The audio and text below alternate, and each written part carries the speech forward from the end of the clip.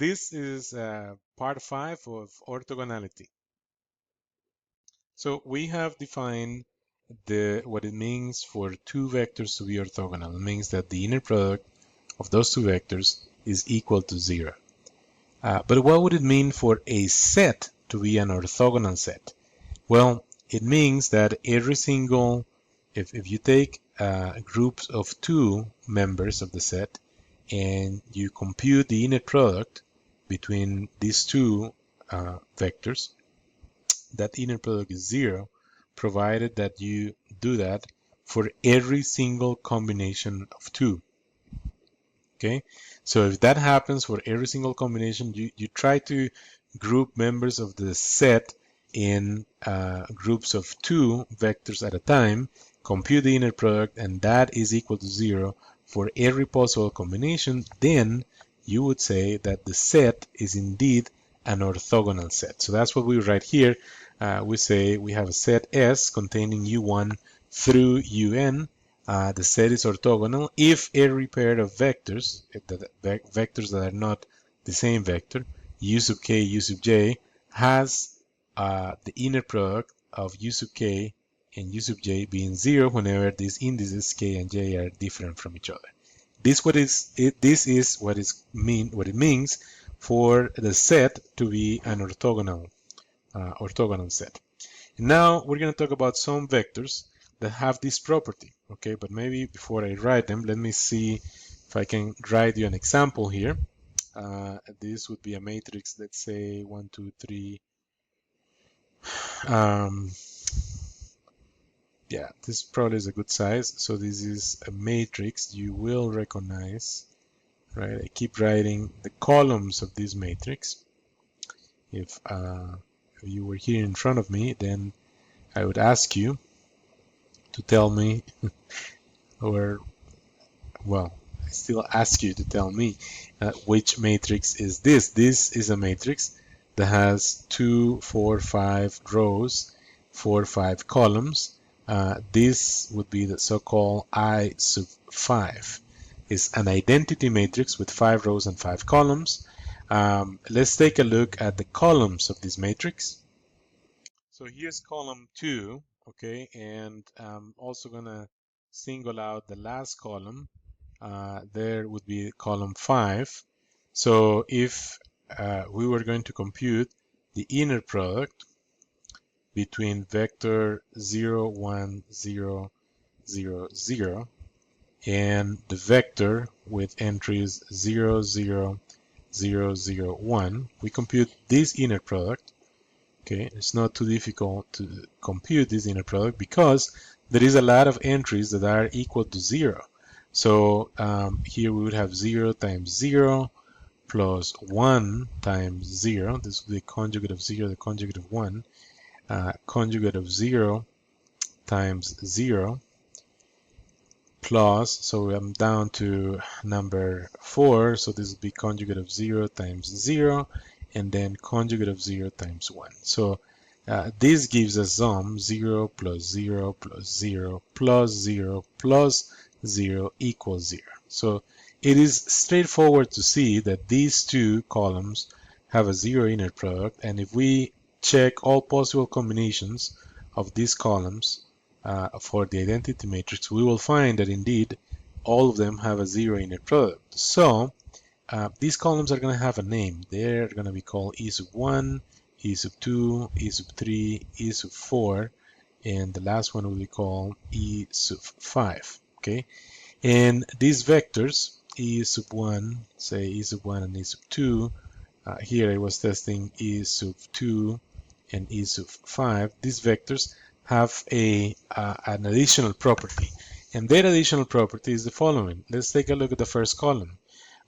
If we compute the norm, the square of the norm of the first column of the identity, it is straightforward to see that that is equal to 1. And in fact, we would say that the norm of E sub 1 is equal 1. The same happens for the norm of E sub 2. So it's easy to see that the norm of E sub 2 is equal to 1. The norm, if this is not easy, straightforward, please pause the video right now, go and find the definition of the norm, and do as an exercise compute the norm of e sub 1, compute the norm of e sub 2, compute the norm of e sub 3, e sub 4, and e sub 5, and you will find that this, what I'm writing here, is true. The norm of e sub 2 is 1, the norm of e sub 3 is 1, the norm of e sub 4 is also 1, and so is the norm of the last column, okay? So these vectors have two properties going on for them. They are orthogonal to each other, and they each have a norm equal 1, okay? And because of those two properties, they will be baptized with a name called standard unit vectors. They are vectors considered unit vectors because they have that property we just mentioned, that the norm of e sub j equals 1, and this is for every j in this index set. Okay, and so this is another way of writing these column vectors defined as e sub j, such that they have zeros and ones. They have 1 in one location only and zeros on all other locations, right? So this is saying that this is going to have a 1 wherever this k equals j. So you're looking at e sub 1. This one has a 1 on location 1 and then zeros everywhere else. E sub 25, for example, is going to be a vector that looks like this: 0, 0, a lot of zeros, but then in position number 25, there will be a 1, and then there will be zeros after that, afterwards, right? So there will be zeros before and zeros after position 25. This is if we had a matrix that contains E sub 25. So that notation of E sub j is common for these vectors that have that property of having norm 1 and then having the property of being orthogonal to each other. They're called standard unit vectors. Okay, so and here is a little more on the calculation. I had discussed the calculation for you for the identity matrix with 5 rows and 5 columns, but here you can say, look, these E sub k and E sub j vectors are vectors in CM, and all we know is that k and j are indices that are not the same index. So we know that there will be a 1 on location k here for E sub k, and there will be a 1 on location j for E sub j, and they are in different locations. So you could write the inner product of E sub k and E sub j in general, and you will still verify that inner product equals 0. And this is what, again, this is pointing out to the general case of having the identity matrix with m rows and m columns. Here we have a set with 4 vectors, and the challenge would be to the challenge is here to find inner product between x1 and x2, inner product between x1 and x3. So this is something that is left as an exercise. Inner product between x1 and x4. Okay, so basically x1 multiplying, x1 inner product with all the other ones. And then we have, we need to find inner product between x2 and x3, inner product between x2 and x4, excuse me. And then we would need the inner product between x3 and x4. So this is a lot of inner product calculations. These are vectors that have non-zero imaginary parts in many of their entries. It's rather involved. Cool thing here is that because of the anti-commutative property of inner products, we could test pairs of different vectors in any order. If we get a 0, that means the inner product computed in the opposite order will also be 0 because the conjugate of the 0 complex number is still 0. And however, this is what we have just pointed out, that we need to check 6 pairs of different vectors. So here's the illustration for the inner product between x1 and x3. And this is discussed here in a couple of steps. I strongly advise you that you pause the video right now and do these calculations by hand and confirm what we are displaying here, that right, this product of these two complex numbers become this complex number. Then we have the next minus 8 minus 23i. The next product is between these two complex numbers, which reduce to this, and then another product that reduces to that. Add real parts, add imaginary parts, and find and confirm that indeed this is 0 plus 0i. Okay, so here is another, this is the illustration for x2 and x4. There are 4 more of these calculations that remain, and they're left to you as an exercise. In the context of orthogonality, there is this theorem that establishes that if a set of vectors is orthogonal, these are vectors that are non-trivial, then orthogonality implies linear independence. So if the set is orthogonal, then these vectors are also linearly independent.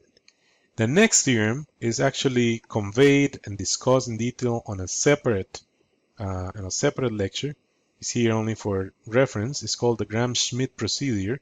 This Gram-Schmidt procedure is an algorithm given a linearly independent set. So starting, the point of departure is a linearly independent set, and then it is possible to construct, given a linearly independent set with vectors v1 through v sub p, it is possible to construct new vectors u1 through u sub p, such that this new set of vectors, the u vectors, are orthogonal. But the point of departure is that the set has to be linearly independent. Okay, so and then this is a nice recipe to construct a set that is orthogonal.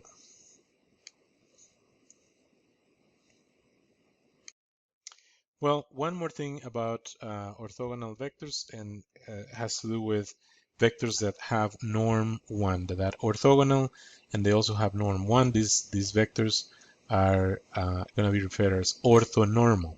Okay, so here's an example of a set of vectors that is orthogonal, and we can compute the norm of each of these vectors.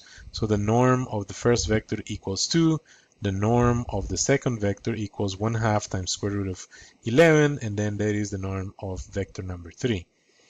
So the key here is to convert each vector into a vector that has norm 1. Given that that set of vectors is already orthogonal, to do so, we can do the following.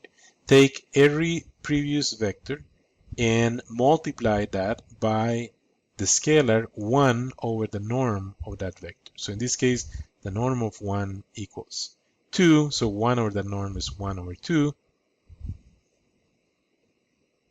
So by doing so, we obtain now a vector with these entries. And if we compute the square of the norm of W1, we can see that we end up with square root of 1/2 plus square root of 1/2 plus square root of 1/2 plus square root of 1/2, which adds up to 1. So if we do the following, define W2 as 1 over the norm of U2 multiplied by U2, well, here the numbers are a little more involved.